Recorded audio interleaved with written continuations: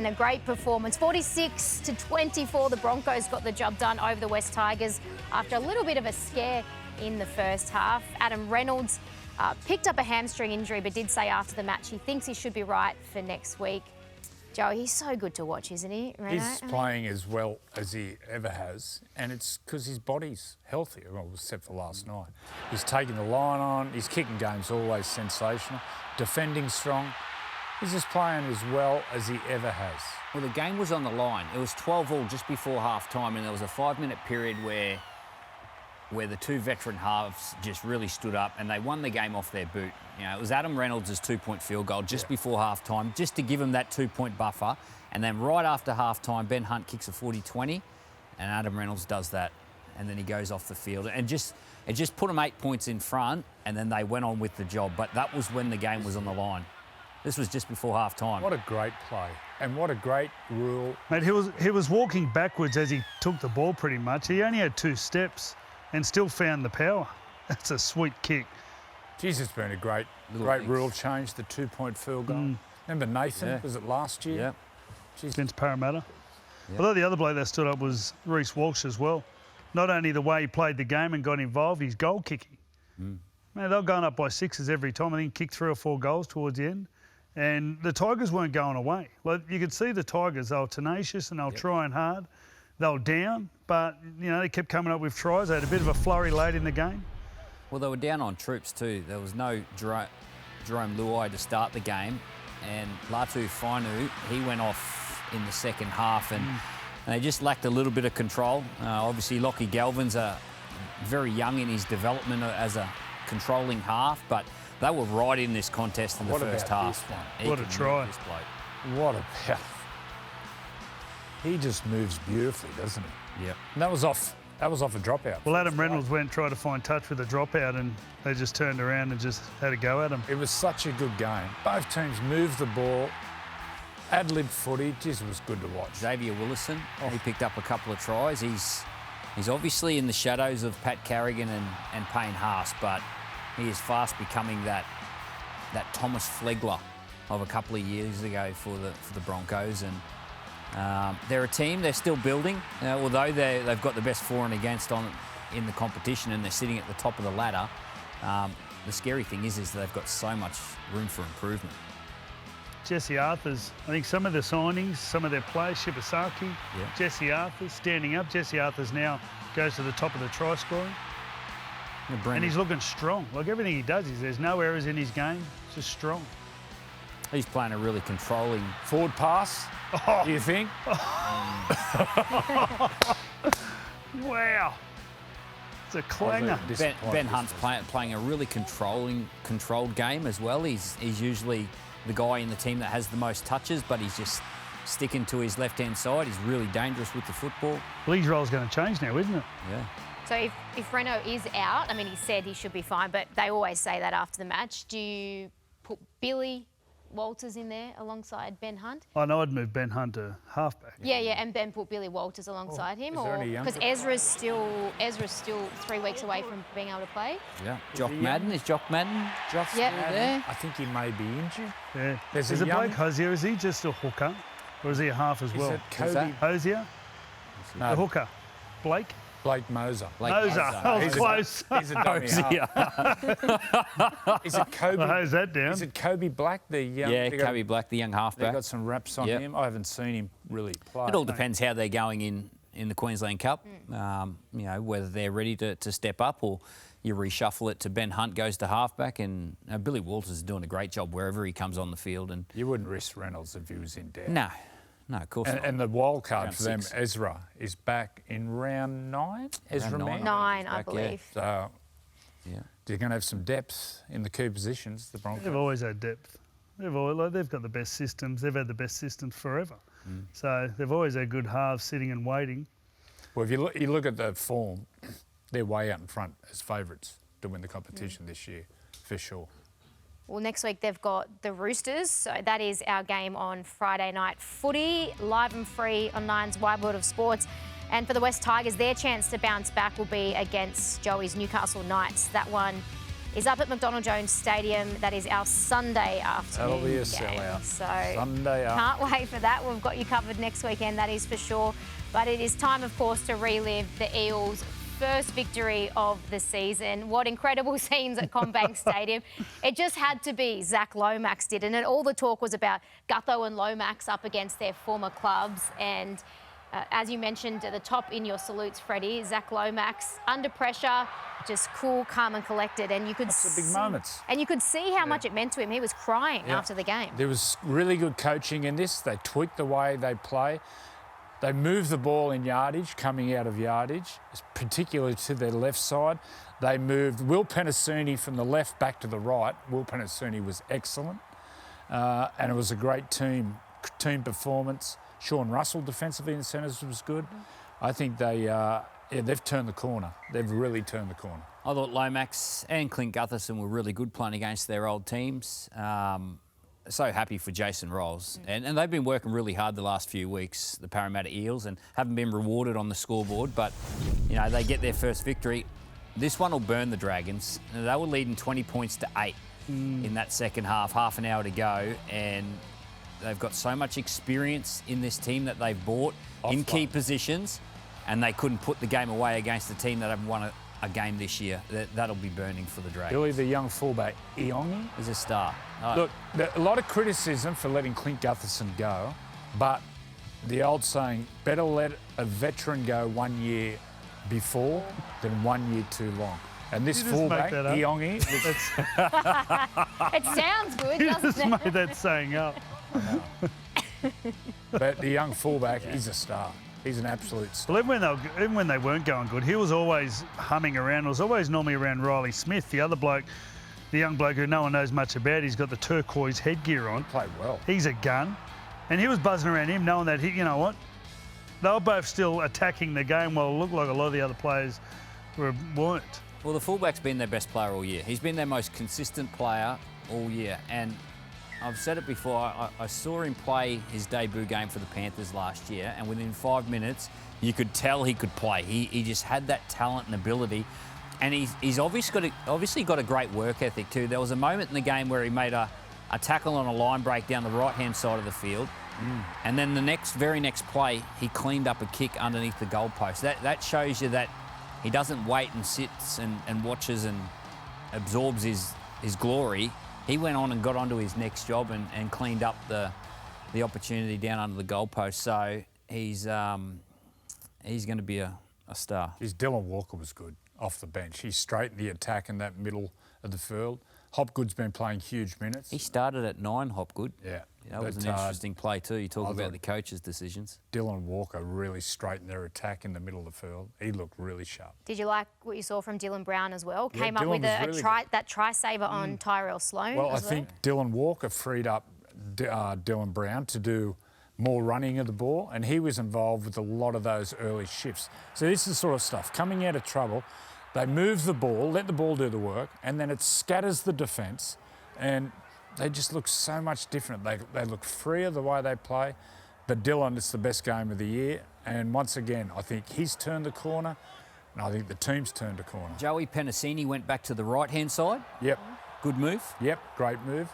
He's played there pretty much his whole life, and he's comfortable on that side. Defensively, he was strong. His defence at the start of the year has been horrible. And even his attack's been horrible. He was excellent yesterday. Leave him on the right side. That's his spot. Lockie Ilias. Feel free. Yeah. He's low on confidence. Yeah. Does Flano stick with him? It has to. I don't really know who else is there. The short drop out, why are they kicking that side for a right footer? Kick the other side. They're getting their angles all wrong. It's nearly an impossible kick to land it on the spot there. Kick to your left for a right footer. No, Ilias, just keep him there. It was a really poor kick. Really poor kick. Now, this is the penalty. They're saying they didn't compete. I have no idea what's going on there. But, yeah, the earliest one, it was a poor kick to finish. You got to nail those with the game on the line. I think there's a few too many of those dropouts looking a bit ugly. I know Latrell got lucky with a couple, but it's becoming a sloppy part of the game. You know, they're pulling up very short. It's a bit, you know. Practice. Whether you got to practice, but bring the penalty back in. If you don't get it right, you get penalised. There's no consequence. Well, because there's a huge advantage. Like, and a lot of them, I don't know what the percentage of getting kicks back are. I know we're sort of trying to stop the big collisions off the dropouts, but they're looking a bit ugly, looking a bit unprofessional. That means the Panthers have now lost 4 in a row, question marks over their premiership credentials. Bill, was it more that the Panthers were disappointing, or were you just really impressed with what you saw from the Cowboys? Well, I think firstly you've got to be happy for the Cowboys. They had a pretty tough start to the year. They put back-to-back victories together now. I believe they're staying in Sydney and travelling over to Perth, so they're in camp at the minute. So good vibes about the Cowboys. I think their young centre, Jack Purgey, he's a real star, try-saving.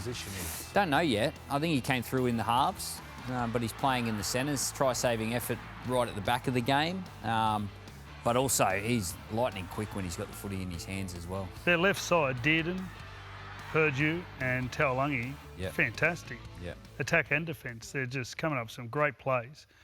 Poor Isaac Tungle got caught out of position there playing on the wing. But I thought, great game of footy. And I thought, yeah, Penrith were good, but Cowboys were better. Nathan Cleary returned.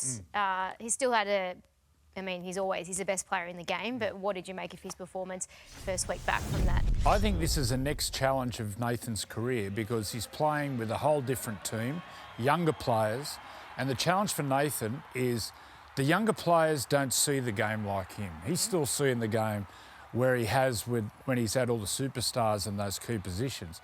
So he's going to have to tweak his game a little bit, and he's sort of going to have to cuddle his team to victory. Now, I looked at the last 3 losses.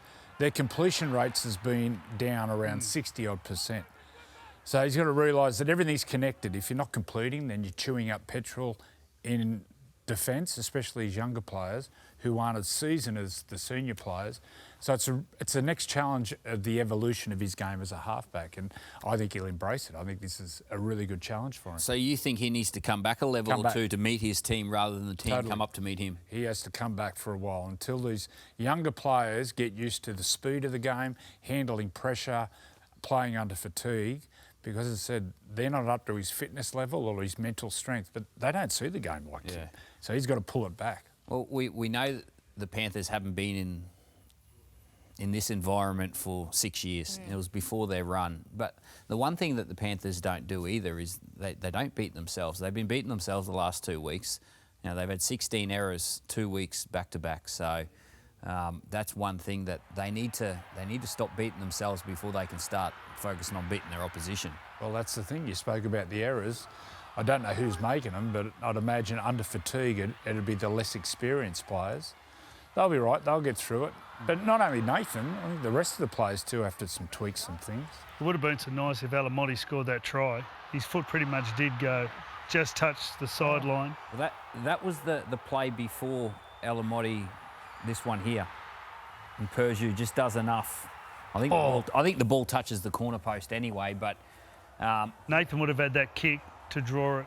Oh, that's close.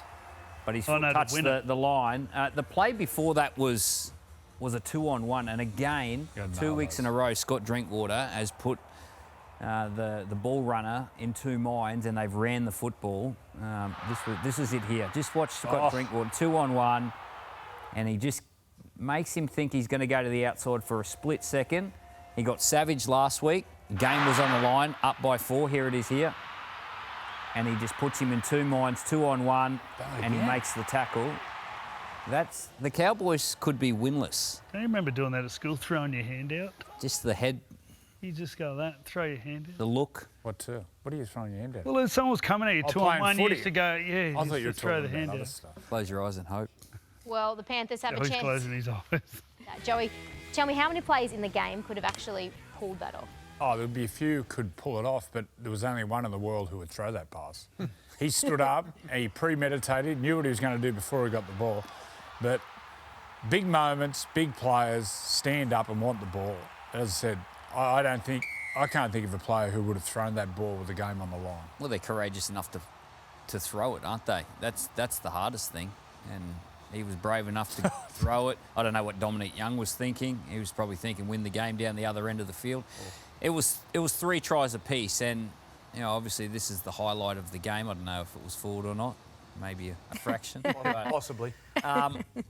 Not just 3 players going off injured, both your halves and a winger. Like Jai Arrow played a big portion of that game in the centres. It was a brave win, and he's doing a great job there, Wayne Bennett. He's got this team galvanised. They're willing to work hard for one another, and they're coming up with victories. They're 4-1.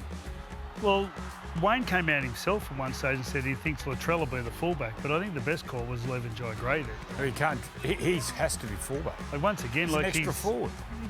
towards the end of the game, poor old South were just on their heels. This was a great play, actually, I've got to say. Sullivan played well. Buddy Sullivan come up with a huge play. They had nothing going for them at that time, South Sydney. They weren't getting behind the ball. They looked like they were never going to get out of it. The Roosters were in front, and then all of a sudden, bang, one missed tackle, try. Is that the Wayne factor?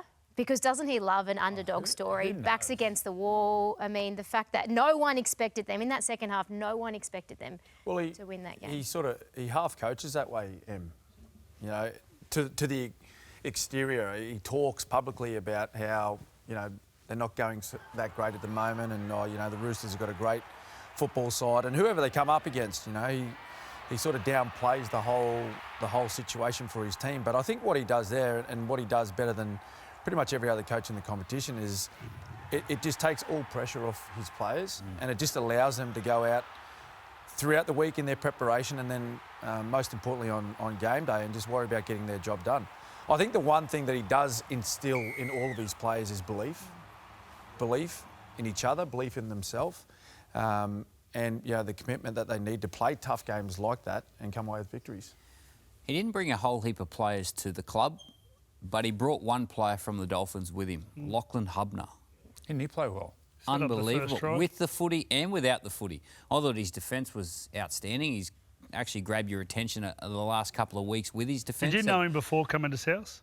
He played a few games for the Dolphins. Did you know him though? No, but I haven't. No, didn't notice him like I've noticed him this year, and in particular this game. Like he was tireless through the middle of the field defensively, and then, like you said, that pass to Toller to score that try out of the post. That was brilliant. The Chooks, the effort was there defensively in the first half. They were incredible, holding out the Bunnies. They had so much ball and field position.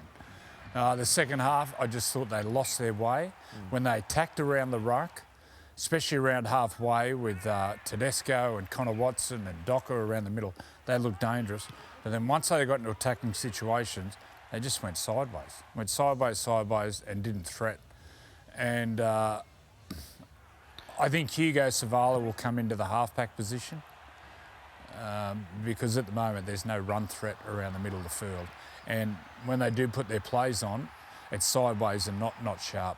Billy Smith, first time he's played first grade, 2 or so years, horrendous run with injuries. So good to see him back. Scored a try. Both Smiths scored a try. His dedication and his toughness to get through all these injuries and play, it's a credit to himself, but also the club. The club's stuck by him. But I think you'll see a change this week. Hugo Savala, I think, will come in at halfback. Well, we've got to change the discipline. Twice as many penalties, twice as many errors, twice as many ruck infringements. The only reason they defended so good is because they gave them the ball. They just kept dropping the ball. They kept getting penalised. Like, come on. You don't give yourself a chance. You just run out of legs. And that's what happens. Like, they made one break. Buddy Sullivan made one break, and that turned the game and pretty much won the game. So Jamie Humphries' hamstring injury. Cody Walker was just hamstring tightness, he was saying, so he doesn't think it's too bad. Did you like what you saw from Jaden Sullivan, or does Lewis Dodd come in? They both might come in, you know, given hamstrings aren't usually fixed in a week, and there's a long travel over to Perth. It's risky. So the age of Cody Walker, I don't know if you'd be risking taking him over there and expecting him to play, so maybe it's both of them. Alrighty. They got the Cows, haven't they? Yeah. That'll be a good game. Really good game. Ricky's the sookiest loser, but the best winner in the world. But that's Makes for a great coach. Makes for a great coach. How good is it? Yeah, it was awesome. We had shots of him earlier, and I was sort of in the game, and he had his happy face on, which is like this. But then to see that at the end of the game, you know, great theatre. How can you let that down? Yeah. Look at that. Hey, how can you not play your heart out for that? Well, it was worth celebrating because that moment at the end, Cam, watching that unfold, did you think the Raiders had what it takes to pull it off in that moment? I mean, it went through probably the hands of every single player on the field at that stage. Yeah, no, well, Freddie and I were calling the match, and at no stage did I ever think that the Raiders were going to get the victory. They were smart, though. They went to the most dangerous player on the field for them on the night, Hudson Young, and this is what he created. He beat about 3 or 4 tackles and got that offload away, but just the ability for the Raiders players to continue playing on this play, like that's Savage. That's Xavier Savage there. He's meant to be on this wing. He went infield, found the ball, drifted back across out to the right-hand side and then come up with a lovely little grubber kick. They still had to come up with a couple of special plays there, like to jump on that loose ball, a flick pass inside, and then Seb Chris to back up and finish the way they did. It was one of the more incredible finishes you'll ever see. Who's the left centre? That's right. He was on the left-hand side of the field. He just chased the football. He ran past about 3 Sharks, which is disappointing for Craig Fitzgibbon and his team, but that was an incredible finish. Yeah, there's a structure that teams talk about and they train. But that's a perfect example there, Emma, that sometimes you got to do whatever it takes to find points or to win games of football. Good little lesson there for young boys and girls out there watching that play unfold. That sometimes it's all right to leave your position and go looking for the ball to make a difference. Hudson Young was good too. 2 back rows are fantastic. Brendan Nicola scored a couple of tries, so did Hudson. Both very similar, just really great footy players. They're not the biggest back rowers, but they're footy players, and they score tries Nicholson in all different ways. Matty Nicholson. Young Englishman that's come over. He was a handful, wasn't he? Yeah. I think Tarpanay was great. I think just, he really owned the middle. Him and Adam Fanil-Blake, I thought, were also, fabulous for their teams. They haven't got the top-end class that some of the other teams have, but I'll tell you what, they play with plenty of heart and fight, and when they get it right, they're hard to beat. They don't beat themselves very often, the Canberra Raiders. Are you a little bit worried about the Sharkies, Fred? Yeah, well, so they were 2 points ahead with 20 minutes to go. They completed about 86%, which any good team, should score points on the back of that sort of completions. And they just didn't. They just kept kicking.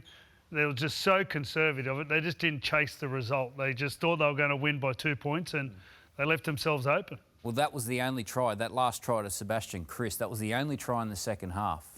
So everyone went into their shell and just wanted to defend themselves, their way to victory. And the Sharks probably felt like they were in the box seat, leading by 2 points, but it wasn't quite enough. Well, Ricky, no doubt he's still celebrating. We hope he is. Well, one coach is. I hate to see Fitzy's drive over. I know. I mean, torture.